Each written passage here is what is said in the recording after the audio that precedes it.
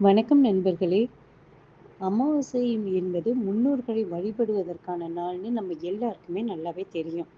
மாதந்தோறும் அமாவாசை வந்தாலும், ஆடி, புரட்டாசி, தை அமாவாசை ரொம்பவே விசேஷமானது. சூரியன் வடக்கு நோக்கி பயணம் செய்யும் உத்தராயண காலத்துல வரும் முதல் அமாவாசை இந்த தை அமாவாசை.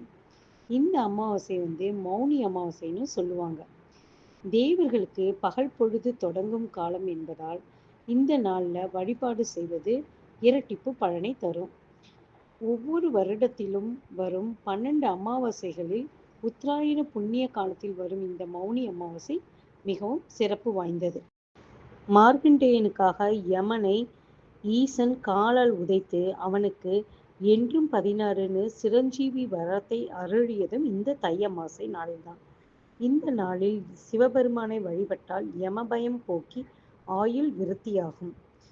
இன்னைக்கு தை அமாவாசை ஞாயிற்றுக்கிழமை ஜனவரி 18, 2026 நாள் காலை 1:20 அதிகாலை 1:20 மணிக்கு துவங்கி ஜனவரி 19 அதிகாலை 2:31 வரைக்கும் தை அமாவாசை திதி இருக்கு. தை அமாவாசை அன்று பித்ருக்கள் தர்ப்பணம் கொடுக்கும் தம் சந்ததிகளுக்கு நல்லருள் வழங்கி பித்ருலோகம் திரும்புவதாக ஐதீகம். தை அமாவாசை அன்று அன்னதானம் செய்யலாம், காகத்திற்கு உணவு வைப்பது, விரதம் இருப்பது எல்லாமே ரொம்ப நல்லது. இந்த நாளில் வஸ்திர தானம், உணவு தானம் ஆகியவை மிக சிறந்தது. தாய் தந்தை இல்லாத ஆண்களும் கணவர் இல்லாத பெண்களும் இந்த விரதத்தை மேற்கொள்ள வேண்டும் என்பது ஐதீகம். தை அமாவாசை நாளில் எண்ணெய் வாங்குவது, தலைக்கு எண்ணெய் வைப்பதும் எண்ணெய் தேய்த்து குளிப்பதும் ஆகியவற்றை கண்டிப்பாக தவிர்க்க வேண்டும். அதற்கு பதிலாக எண்ணெய் தானம் செய்வது மிக நல்லது. இது சனி பகவானுடன் தொடர்புடைய நாள் என்பதால் அமாவாசை நாளில் எண்ணெய் வாங்கினால் சனி தோஷம் ஏற்படும்.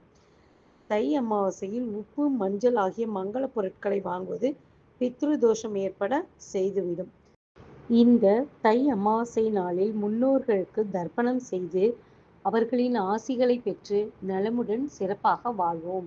ஓம் நம சிவாய. வாழ்க வளமுடன்.